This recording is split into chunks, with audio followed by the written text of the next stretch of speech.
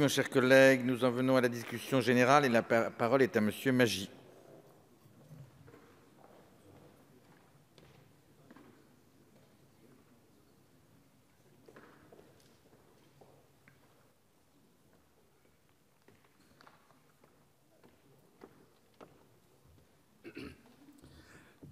Monsieur le Président, Monsieur le Ministre, Monsieur le Président de la Commission des lois, Monsieur le rapporteur, cher Alain, mes chers collègues, nous nous trouvons aujourd'hui à la fin du processus parlementaire afin d'entériner le vote de la proposition de loi de notre collègue Alain Tourret portant réforme de la prescription en matière pénale. Fruit d'un travail approfondi et de grande qualité du garde des Sceaux, Jean-Jacques Urvoas, alors président de la Commission des lois de notre Assemblée, du rapporteur et de mon collègue Georges Fenech depuis mai 2015.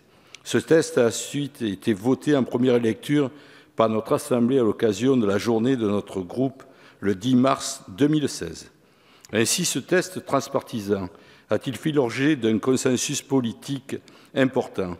Preuve en est l'application de ce texte à l'unanimité de notre hémicycle. En commission des lois, puis en séance publique, ce mardi 14 février, à l'occasion d'une semaine réservée à l'ordre du jour gouvernemental. La belle cohésion que nous avons connue mardi dernier est d'autant plus remarquable que l'étape précédente, celle de la CMP, s'était soldée par un échec en raison de l'insertion par le Sénat d'un allongement du délai de la prescription en matière de presse.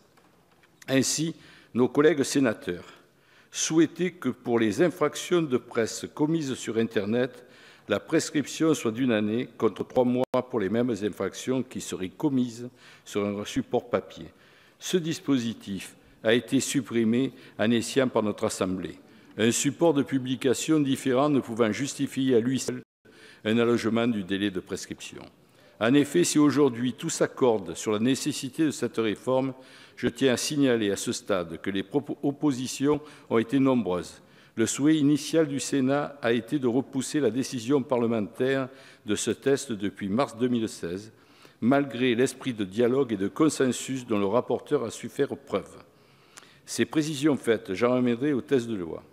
Il s'avère ainsi de l'insertion de la définition des incriminations d'infractions occultes et dissimulées, en prévoyant le report du point de départ de la prescription de l'action publique pour ces infractions.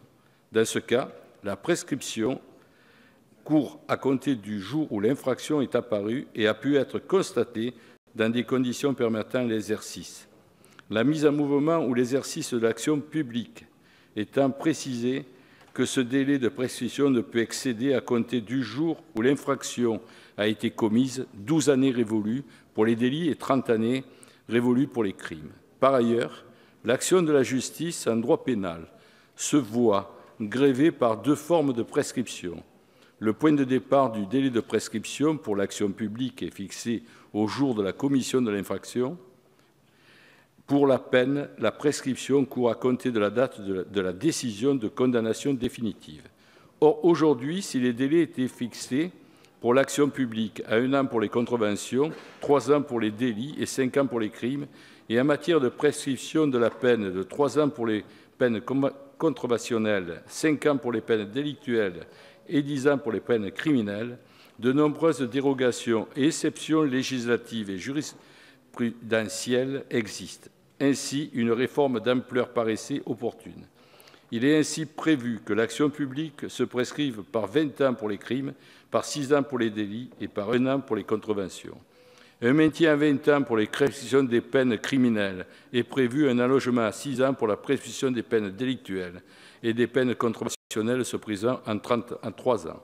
Pour l'action de l'administration des douanes, l'article 3 prévoit en matière de contravention et de délit douanier un délai de prescription de 3 ans.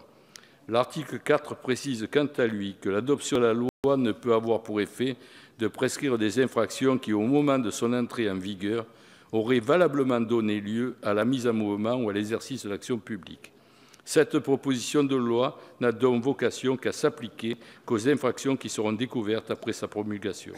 Ce texte est bienvenu car l'enchevêtrement des conditions et des règles dérogatoires en matière de prescription était de l'avis de nombreux experts de nature à affecter la sécurité juridique et l'exercice de l'accessibilité au droit. Ainsi, pour toutes ces raisons, vous l'aurez compris, le groupe radical, républicain, démocrate et progressiste, particulièrement fier d'avoir réussi à mener à bien une réforme pénale aussi importante en cours de cette législature, après celle relative à la révision des condamnations pénales devenues définitives, votera cet excellent texte. Je vous remercie.